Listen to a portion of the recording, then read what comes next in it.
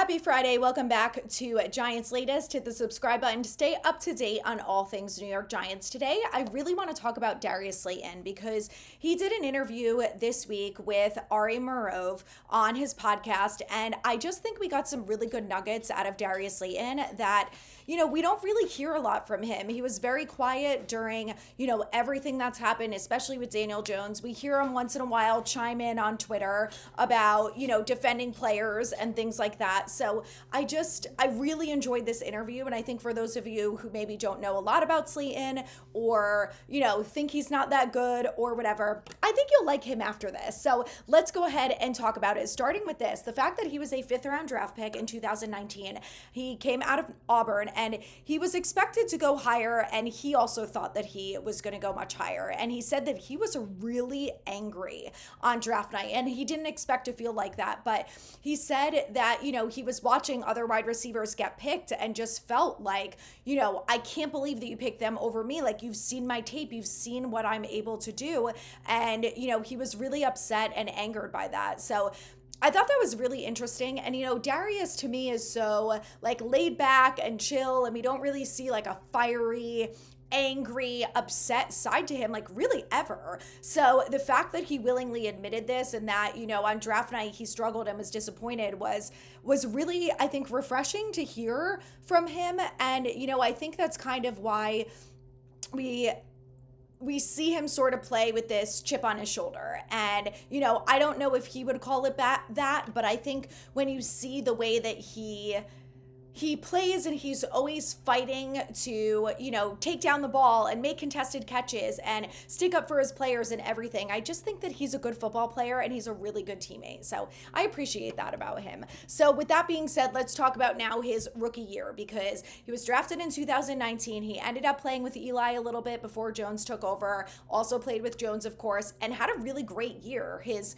rookie season. So, obviously he was expecting for that to continue. And then in year 2, everyone gets fired. So he said, now you've got me, you've got the quarterback, whoever else was brought into this room.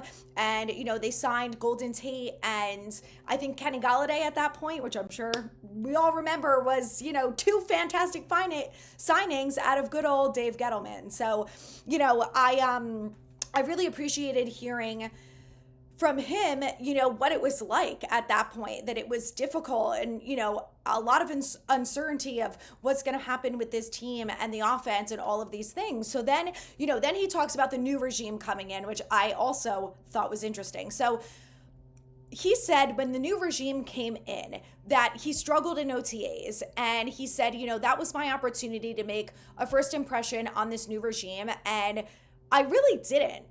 I struggled during OTAs. It sounds like he had some drops, which, we saw kind of were hit or miss throughout his career with the Giants so far. And, he feels like he had bad OTAs and then he goes to camp and he has a really good training camp. And he just said he felt like ever since then, he couldn't get that bad impression or that bad taste out of their mouth from OTAs. And, he said that he was really disappointed that they made him take a pay cut. He said there were things in my contract that were guaranteed and I basically was backed into a corner and I didn't really have a choice. He felt like he was strong-armed into making that decision to take a pay cut to stay with the Giants. And he said, I was the leading receiver 2 out of 3 years by the time this new regime came in. And then on top of that, since I've been a Giant, I have never led the team in targets, which is pretty crazy. So I think, I give him a lot of credit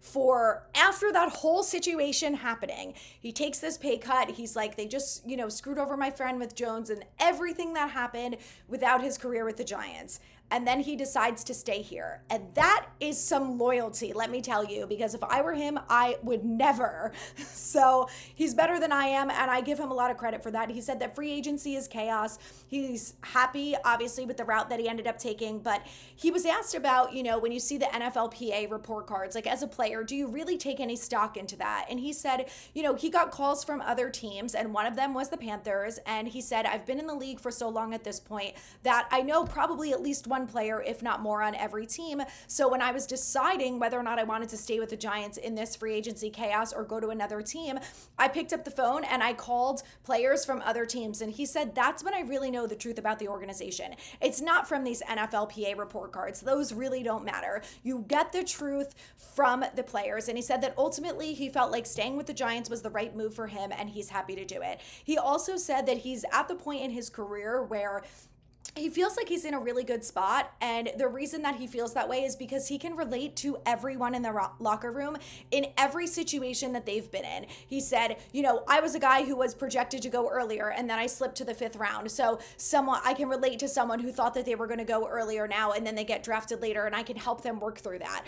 I can relate to someone who felt like they were producing, but it wasn't enough to, show up for the front office, that what I did for them wasn't enough. I can relate to guys who were backed into a corner and had to make changes to their contract that they didn't like, and then they went out there and still produced. He also reminded us, which this is something that I forgot about, is that after the new regime came in and he had to sign that pay cut, he was a healthy scratch for week 1, barely got any playing times from week 2 to 4, and then in week 5 had a really good game. And he said, I've learned a lot of life lessons through this process, and I wouldn't really take any of it back, because the thing that I learned the most is that you can be backed into a corner, you can feel like you're stuck, you can feel like you're failing, but you always have the opportunity, especially in the NFL, if you're a competitor, to come out of that and prove yourself. And he said, when I got that opportunity in week 5, I took advantage of it. And I proved to this organization that, not only do I deserve to be here, but I deserve playing time. And, I love Darius. Like, I really loved hearing this from him. You don't get to hear this every day from players, especially someone like him. And, when you hear his side of things, it is a reminder that obviously we know these guys are people, right? And it's easy to say, well, he's making millions of dollars. Like, I don't care. He needs to produce on the field. And yes, those things are all true.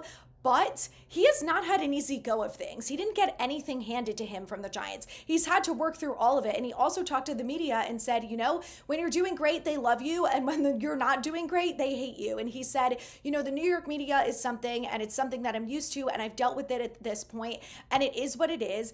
But, that's a big part of it. And he said that I have really had some tough battles, and we know.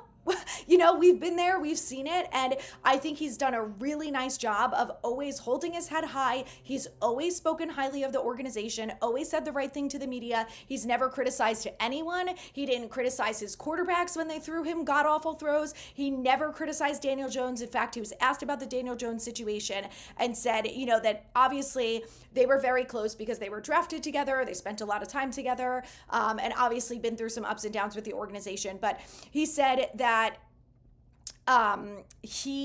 hold on, where's my little thing about? Oh, Jones. That obviously it was not an ideal situation, the way that everything happened, but he said that him and Jones also had been in the league long enough that they know that ultimately this is a business, and if you don't produce, then you're not going to be rewarded for that. So he said, but what he does think is that Jones can be a successful quarterback in the league, and he said that ultimately it comes down to right time, right place, and we saw that with Sam Darnold, and he used Darnold as an example, and I was like, Darius, you hit the nail on the head, because I have said this for years about Daniel Jones, that I don't think he ever would have been an elite quarterback in the NFL. He's probably not taking you to a Super Bowl, but if he was put in the right situation from day one, I can guarantee you he would have been a much better quarterback than what the Giants saw for the last few years.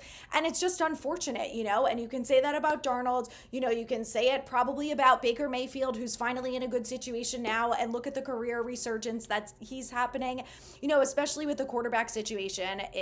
I think right time, right place says a lot. So the last two things that Darius said was, he was asked about the 18th game and, if they added a second bye, would that help and whatnot. And, Darius gave 3 reasons why he thinks that adding an 18th game is a bad idea. But if the NFL does it, they have to do these 3 things. Number 1, they need more guarantees in their contracts because you're adding that extra week. And then Ari said that NFL players have said that adding on that one additional week feels like 5 extra weeks of football on your body, which is insane. So that's crazy. They need more guarantees. He said the second thing is they need more revenue share, that they at least would like 1 or 1.5% of the revenue share, which he's right. They make hundreds of millions of dollars. More should be going to the players. I don't disagree with him on that. And the third thing is that he said the investment in body maintenance and the training staff needs to be increased. He said that ultimately he knows that the Giants are one of the best compared to a lot of other organizations from what he's heard from other players, but obviously it's never perfect. There's always room to grow, and that's something that he would like to see.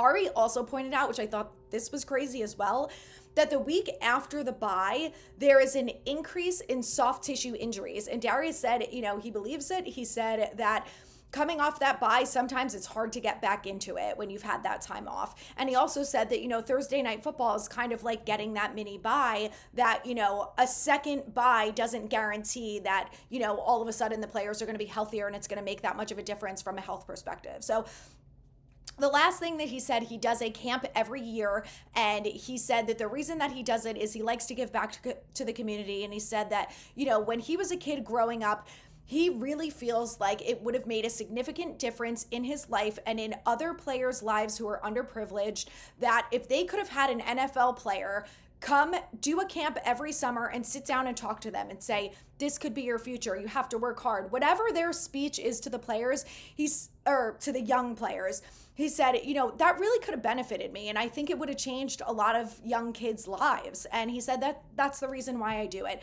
I'm in a position where I'm able to give back, and I'm grateful to be able to do it. And oh my God, guys, I love Darius. I hope you listen to this interview. It's on NFL Spotlight with Ari Marov. It's fantastic. And I think that after you listen to it, you'll at the very least have a lot more respect for Darius Slayton as a player, as a person. And I hope that we all can wish him a successful 2025 season with the Giants, and 2026 since he's signed a 3-year deal. And, I really hope that it translates on the field, because it's really easy to root for players who are great people off the field, and Darius is one of them. So I really hope we get to see it translate this year during the season. Stay tuned for more Giants news. Hit that subscribe button.